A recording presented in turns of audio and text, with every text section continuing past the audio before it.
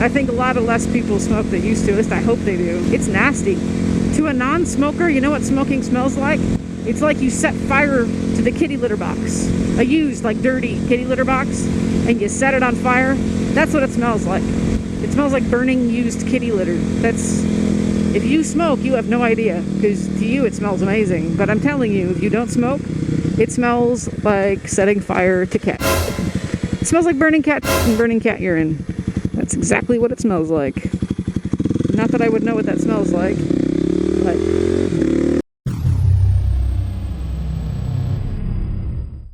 Man, you know what I think about? Like right now, what I'm thinking about is big tobacco. That's what I'm thinking about. Those long pauses when I'm not motovlogging and I just got the camera on and I'm all herpy-derp-derp. I'm a verbal processor, I'm just not an audible verbal processor. I mean, I think in words. I think too fast to audibly process because my brain's going way too fast. So what I'm thinking about is big tobacco and how big tobacco fell. They made them do that whole...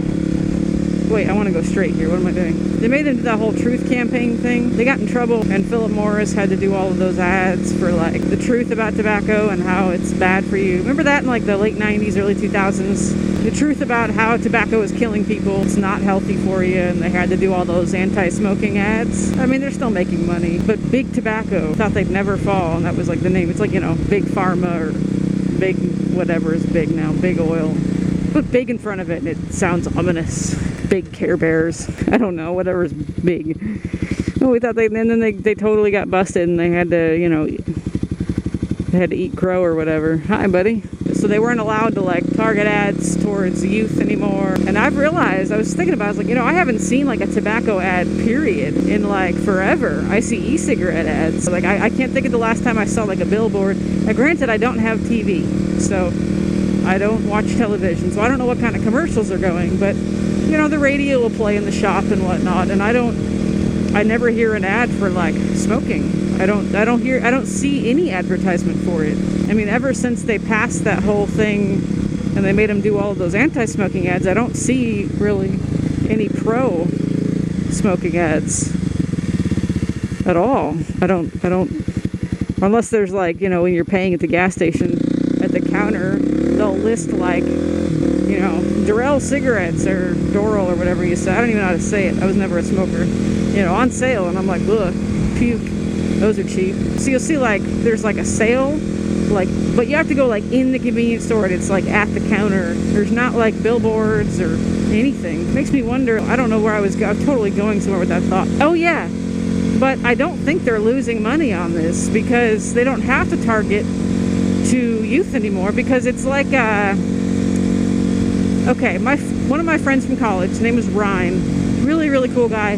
First time I ever rode a motorcycle was actually with Ryan, riding 2-up in Brazil, and I had to sit on the gas tank of this little dual sport because there was like a carrier case on the back where the passenger would sit, and so I sat on the gas tank, no helmet, riding dirt roads in Brazil. Oh, it was awesome, out in the country in southern Brazil. Times I motovlogged about it, and oh yeah, just roll that stop sign, that's good. But anyway, riding with him, but same guy, he grew up in Delaware, and he tells a story about how when he was in high school, one of the field trips they took was to the local zoo. The kids, when they entered, there's like this long tunnel that you walk through. It's like a pedestrian tunnel that you walk through to get into, like, the main zoo area. And him and a couple of his friends decided to start yelling, ah, because it was echoing and it was obnoxiously loud, and it just caught on. And pretty soon everyone was doing it. Like, there were tons of, you know, lots of different schools and groups went through there, and there's kind of a constant milling in and out of people. And when they were leaving at the end of their tour there, later on in the day, it was still going on. It had just been carried on by everyone else. And I think with smoking, it's like, it used to be decades ago, people were taught it was cool. It's like your big brother did it, and his college buddies did it, and so then you did it. Like, kids kept seeing younger and younger, you know, so it's like that tunnel screaming effect. So the younger kids coming up see the slightly older kids doing it, who saw kids older than them doing it, and so on and so forth. So even though they don't even advertise towards youth anymore, by just a peer pressure that it just constantly, there's never an interruption to it. And so it still gets passed on to every slightly younger generation, even though it's not marketed as cool anymore. Does that make sense?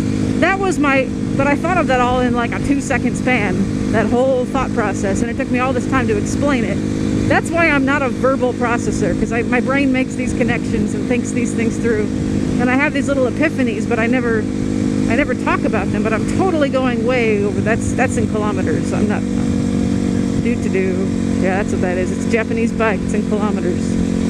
So I was all excited about my epiphany, and then I was like, why do people still think it's cool if they haven't even been allowed to advertise that for, you know, a couple of decades now? It's like 20 years. You know, it's all new. I mean, when they banned it, the people that are now young and starting to smoke in you know, junior high and high school weren't even born yet when they had to stop doing that. So why is it still going on? And then I was thinking about Ryan, what happened to Ryan at that zoo, and how he just got carried on because the next people would come in, and, you know.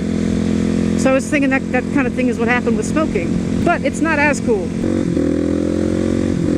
I know, you see like the same 4 roads every time I ride, because I'm always running errands when I get a chance to motovlog. I'm never out exploring. I'm always going within like a 10-mile radius of where I live. Good times. Some of my greatest male friends are married or in a significant relationship, because then that's fine. They go get sexy time, whatever. I'm not interested in that at all.